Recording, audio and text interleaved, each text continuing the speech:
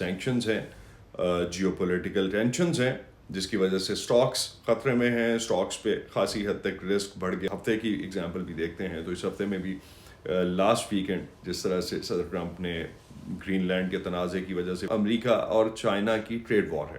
امریکہ اور چائنا کی ایک ڈیفنس سٹاکس بہتر پرفارم کر رہے ہیں اور انرجی سٹاکس ان مارکیٹس میں بہتر پرفارم کر رہے ہیں. پہلے تو رشیا یوکرین وار ہے اور جس کی وجہ سے یورپین مارکیٹس جو ہیں اور پورے کا پورا یورپ جو ہے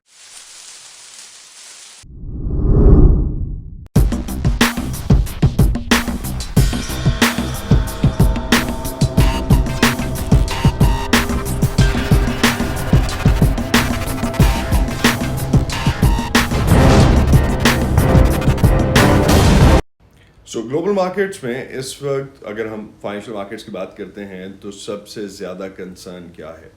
جنگیں ہیں, سینکشنز ہیں, جیو پولیٹیکل ٹینشنز ہیں, جس کی وجہ سے سٹاکس خطرے میں ہیں. سٹاکس پہ خاصی حد تک رسک بڑھ گیا ہے, کرپٹوز میں رسک بڑھ گیا ہے, ایون گولڈ جو ہے اس میں ہم انویسٹمنٹ یا کموڈیٹیز میں ہم انویسٹمنٹ بڑھتے ہوئے دیکھ رہے ہیں. تو جیو پولیٹیکل سچویشن جو ہے وہ کس طرح سے فائنینشیل مارکیٹس کو ڈرائیو کر رہی ہے, آج ہم اس پہ بات کریں گے. Welcome back to our channel. So let's break it down کہ کی گلوبل کانفلکٹس اس وقت ہیں کیا, کون سے اہم گلوبل ایشوز ہیں جو اس وقت گلوبل مارکیٹس کو امپیکٹ کر رہے ہیں, عالمی منڈیوں کو امپیکٹ کر رہے ہیں.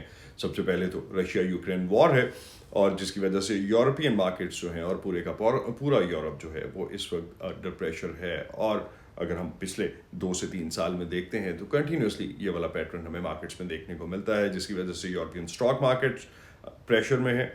اس کے علاوہ انفلیشن ہائر سائڈ پہ ہے, انرجی اور جو فوڈ پرائسز ہیں اس پہ ایک امپیکٹ ہمیں دیکھنے کو ملتا ہے. لیکن ایک ڈیفنس سٹاکس بہتر پرفارم کر رہے ہیں اور انرجی سٹاکس ان مارکیٹس میں بہتر پرفارم کر رہے ہیں.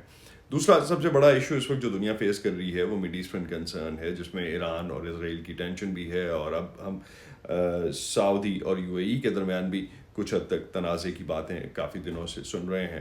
کس طرح سے یہ امپیکٹ کرے گی؟ سب سے بڑا خطرہ تو ایک اسٹریٹ آف ہارمز ہے. اسٹریٹ آف ہارمز جو کہ تقریباً 20% کے قریب گلوبل آئل سپلائی جو ہے وہاں سے جاتی ہے historically.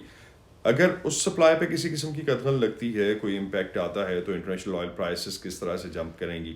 That's a major concern the world would be watching at.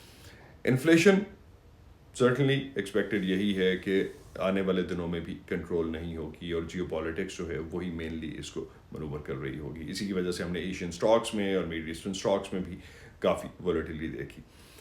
اس کے علاوہ ایک اور چیز جو بہت زیادہ ولیٹائل کر رہی ہے پوری مارکیٹس کو, وہ امریکہ اور چائنا کی ٹریڈ وار ہے. امریکہ اور چائنا کی ٹریڈ وار کی جب ہم بات کرتے ہیں تو اس میں ٹرمپ کی طرف سے لگائے گئے ٹیرفس ہیں.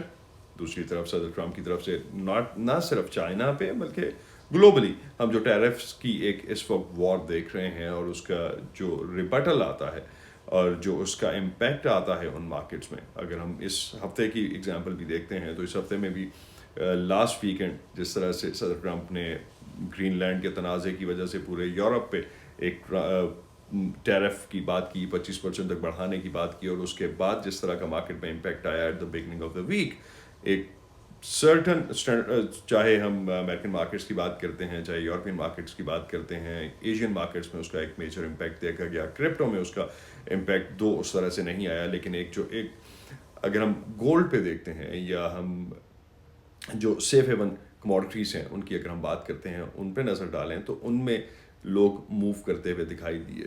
رسکی سٹاکس یا وولیٹائل مارکیٹ سے نکل کے سیف ہیون میں جاتے ہوئے دکھائی دیے. تو کی سیکٹرز اب ہم کیا دیکھ سکتے ہیں آنے والے دنوں میں؟ ان میں انرجی ہے, کموڈیٹیز ہیں, ڈیفنس سٹاکس ہیں, سیف ہیون ایسٹس جس طرح سے ہم بار بار ذکر کر رہے ہیں, گولڈ ہے, جتنی پریشیس آئٹمس ہیں وہ ہیں, ایمرجنگ مارکیٹس, کرنسیز. لیکن یہ سب کے سب جو ہیں ایک سرٹن رسک کے ساتھ ہمیں اٹیچ ہیں آف کورس, لیکن اس کے ساتھ ساتھ ہمیں کیلکولیٹ کر کے ان مارکیٹس میں جانا پڑے گا. لیکن پھر بھی ابھی تک گولڈ کے بارے میں ایکسپیکٹیشنز یہی ہیں کہ سیف ہیون یہی رہے گا, اور جب تک جیو پالیٹکس جو ہے وہ ایک سرٹن ڈائریکشن میں کچھ کلیئرٹی نہیں آتی, شاید گولڈ اسی طرح سے بڑھتا ہوا ہمیں دکھائی دے گا. ایک factor on a closing note جو سب سے اہم ہے کہ مارکیٹس وولیٹائل رہیں گی, اور وولیٹائل مارکیٹس میں کس طرح سے آپ نے اتار چڑھاؤ اگر اتنا زیادہ رہتا ہے تو اس میں کس طرح سے ٹریڈ کرنا ہے. دیٹس ویئر یور کی انٹیلیجنس لائز. Thanks for watching.